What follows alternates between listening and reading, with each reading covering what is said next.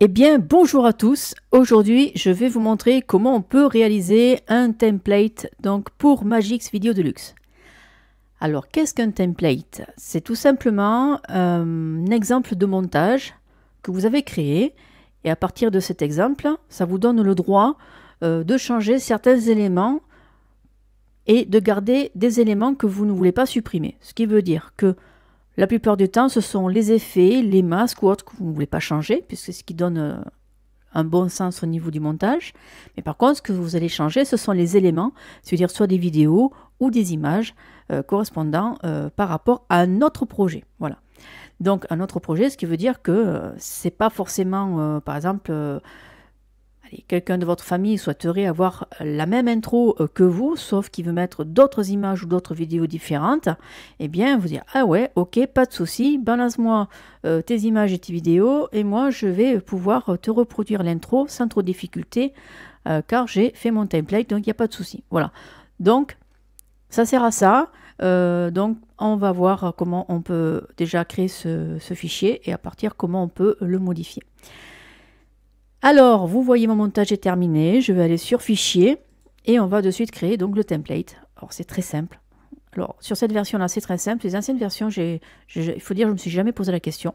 Il n'y a que maintenant que je me suis posé la question, donc peut-être que quelqu'un pourra me répondre sur les anciennes versions, on peut le faire. Donc là, je fais copie de sauvegarde et ensuite copier le projet et les médias dans le dossier. Voilà. Et à partir de là, je vais le mettre dans mes vidéos. Et je vais créer un nouveau dossier qui va s'appeler template. Oula, pas bien ça. Template croisière. Voilà. Décidément. Ok. Voilà. Maintenant, vous voyez la fenêtre. Le projet a été archivé dans le dossier suivant. Ok. Donc, vous allez voir comment ce dossier se présente. Donc, je vais dans mes médias et mes vidéos.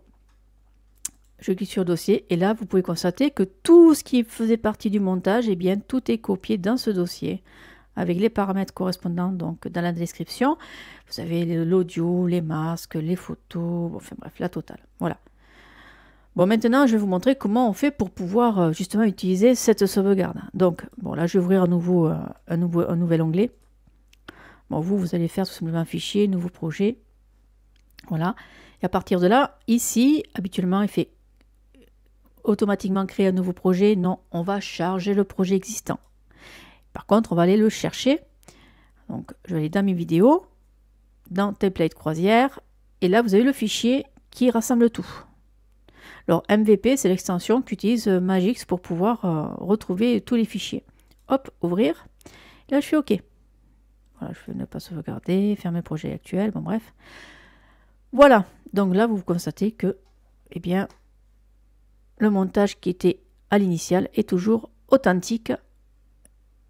Donc maintenant, nous allons pouvoir changer les photos, éventuellement. On va faire ça, on va changer une photo, juste pour vous montrer comment ça fonctionne. Alors, je vais rechercher ici les paysages, voilà. Alors, je vais changer ceci. Je vais juste agrandir un petit peu. Voilà.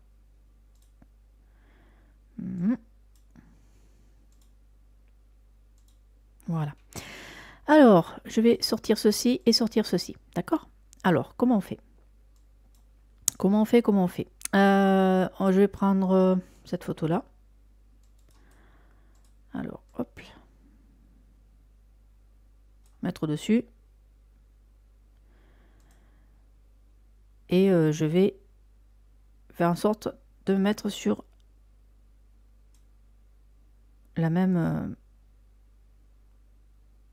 longueur. Donc, je vais essayer de travailler. Moi, je pense que ça a l'air d'être bon. Donc, un peu. Voilà. Alors, elle, on supprime. Et elle, on a fait glisser. On va essayer. Voilà. Et ensuite, alors là, par contre, à vérifier quand même. Vous voyez, j'ai l'image qui n'est pas du tout pareil par rapport à la résolution. Donc là, je fais un Alt B. Voilà, parce que autrement, ça ne sera pas du tout pareil. Et là, je vais faire supprimer. On va même, attendez, on va faire comme ça. Hop, on va la prendre, on va la mettre au-dessus de celle-ci. Et ce que je vais faire, alors, je vais juste la couper. Ça ne va rien changer au problème hein, par rapport à la longueur. Hein. On ne verra pas de saut. Par contre, là, je vais faire un copier. Elle, je supprime. Et là, ici, je vais faire un coller. On va s'y poser dessus, comme par hasard. Voilà, normalement, ça devrait le faire.